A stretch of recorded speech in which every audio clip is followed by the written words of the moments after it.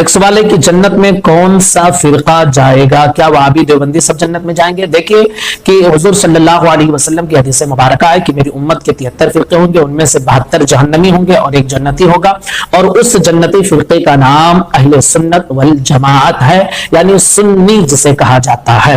تو جو اہل سنت والجماعت کے راستے سے ہٹا ہوا ہے، جیسے دیوبندی، وہابی، چکڑالوی اور جو ہے نیچری، اس طرح کے جو شیعہ یا اہل سنت والجماعت کے مذہب سے ہٹے ہوئے ہیں، تو یہ جنت میں داخل نہیں ہوں گے۔ صرف اور صرف اہل سنت والجماعت جسے سنی کہا جاتا ہے وہی جنت ہی ہے، اور اسی کو فرقہ ناجیہ بھی کہا جاتا ہے، یعنی نجات پانے والا فرقہ اہل سنت کو ہی کہا جاتا ہے۔ تو اہل سنت کے علاوہ کوئی جنت میں داخل نہیں ہوگا۔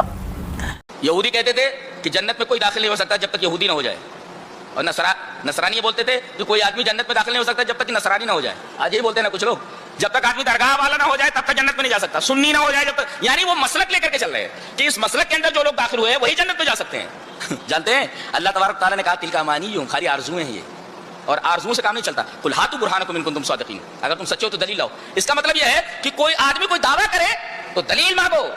یہ کہہ رہے ہو کہ کوئی آدمی جنت میں داخل نہیں ہو سکتا جب تک یہودی نہ ہو، اور نصرانی کہتے ہیں کہ جب تک کوئی آدمی نصرانی نہ ہو تب تک جنت میں نہ رہے، دلیل لاؤ۔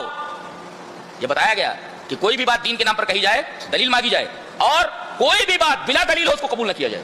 قل ہاتوا برہانکم ان کنتم صادقین، دلیل لاؤ۔